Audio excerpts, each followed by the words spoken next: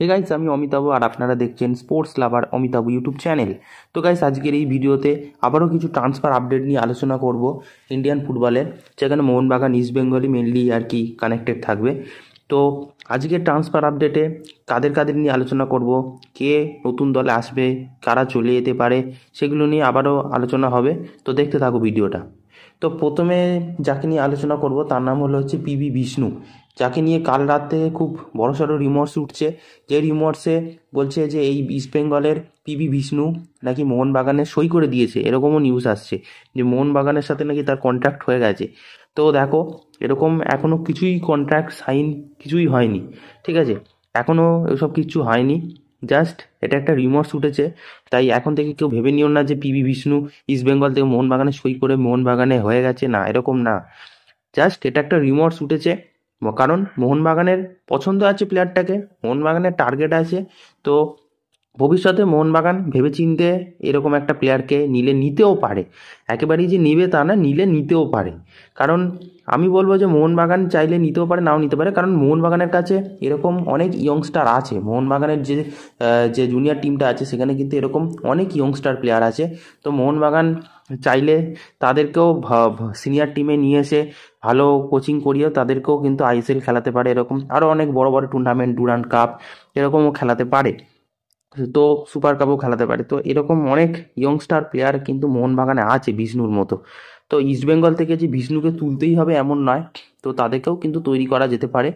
আর এরপরেও চাইলে যদি কোনো ভালো একটা ইয়ংস্টার প্লেয়ার যদি নিতে চায়, তো অ্যাটাকের দিক দিয়ে, তো সেইখানে মোহনবাগানের তো টার্গেটে আছেই পিবি বিষ্ণু।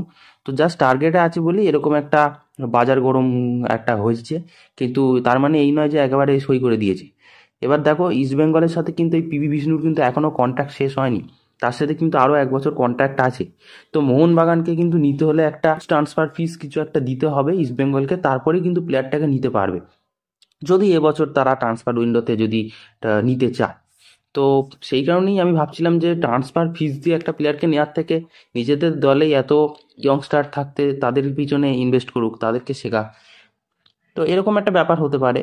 আর নয়তো আনোয়ার আলীর মতো যদি প্রতিশোধ নিতে চায়, যে তাদের মানে মোহনবাগান থেকে একটা ভালো ডিফেন্ডার যেমন ছিনিয়ে নিয়েছিল, তো সেরকমও যদি তারা এই এই অ্যাটাক প্লেয়ারটাকে, যেই উইঙ্গার্সটাকে যদি নিয়ে নিতে চায় আনোয়ার আলীর মতো ব্যাপার হয়ে, তাহলে সে ব্যাপারটা আলাদা। এরকম তো সহজে হয় না, এইসব হতে গেলে অনেক বড়সড় ব্যাপার।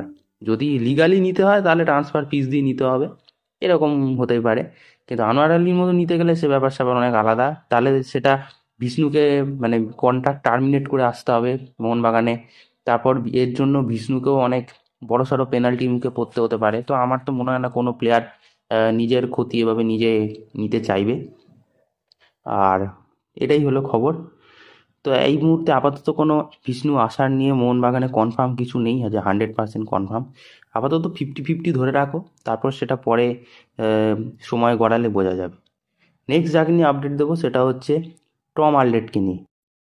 তো টম আলডেটকে মোহনবাগান ছাড়বে কি না সেটা আমি জানি না, বাট এরকমও কিছু কিছু খবর আসছে যে টম আলডেটকে হয়তো ছেড়েও দিতে পারে, বা টম আলডেট চলে যেতে পারে। কিন্তু আমার মনে হয় না যে এই নিউজটা খুব একটা গুরুত্বপূর্ণ বলে ভাবা উচিত, কারণ টম আলডেট যে খেলাটা দিয়েছে, যে ভালো ডিফেন্ডারের ভূমিকাটা পালন করেছে, এমনকি টম আলডেটের সাথে অ্যালবার্টো রদ্রিগেজের মধ্যে একটা দুর্দান্ত মানে একটা মানে কি বলবো, বেশ ভালো জুটি হয়ে গেছে, তারা ডিফেন্ডার একটা শক্ত প্রহরীর মতো দাঁড়িয়ে গেছে।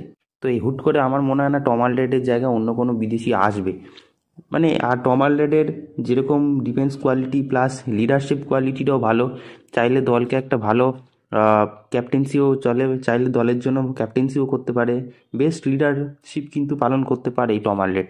তো এই টম আলডেড প্লেয়ারকে কিন্তু ছাড়ার মতো কোনো প্রসঙ্গই ওঠে না।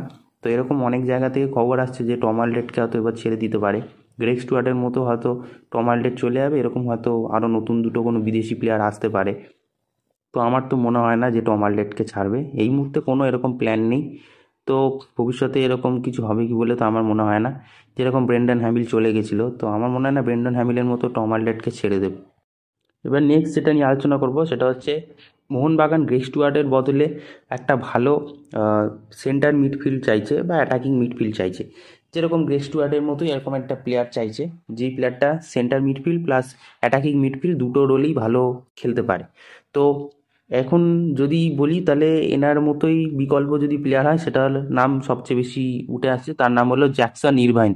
তো এই জ্যাকসন ইরভাইন প্লেয়ারটাকে কিন্তু এখনই আমি বলবো যে ভেবে ফেলো না, কারণ জ্যাকসন ইরভাইনের এই বছর আসার সম্ভাবনা প্রায় বলবো প্রচণ্ড কম।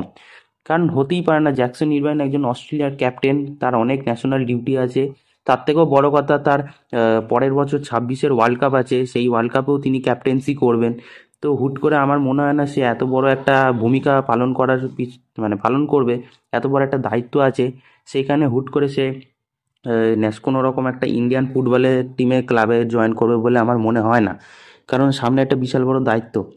তো সেইটা হয়ে গেলে হয়তো 26-এর পরে হয়তো তিনি ইন্ডিয়ান ফুটবলে হয়তো তিনি জয়েন করতে পারেন, ইন্ডিয়ান ফুটবলের কোনো ক্লাবে। কিন্তু তার আগে আসার সম্ভাবনা খুবই কম। তো মোহনবাগানকে বাজারটা আর একটু ভালো করে ঘুরতে হবে। আমি বলবো আর অস্ট্রেলিয়ান না নিয়ে একটা ভালো কোনো ইউরোপিয়ান নিক। সেই ইউরোপের অনেক ভালো ভালো প্লেয়ার আছে, সেখান থেকে কোনো একটা ভালো সিএমএফ বা এএমএফ প্লেয়ার খুঁজুক, তাহলেও ভালো হবে। ওই গ্রেগ স্টুয়ার্ট যেরকম ছিল স্কটল্যান্ডের। তো আমি বলবো আর অস্ট্রেলিয়ান না গিয়ে একটা ভালো কোনো ইউরোপিয়ান নিক, স্পেন থেকে আনুক, অনেক ভালো হয়। তো এই ছিল আজ ভিডিও। এরকম আরও আপডেট পাওয়ার জন্য অবশ্যই চ্যানেলটাকে সাবস্ক্রাইব করে বেল আইকন অল করে রাখো। তো দেখা হচ্ছে পরের ভিডিওতে।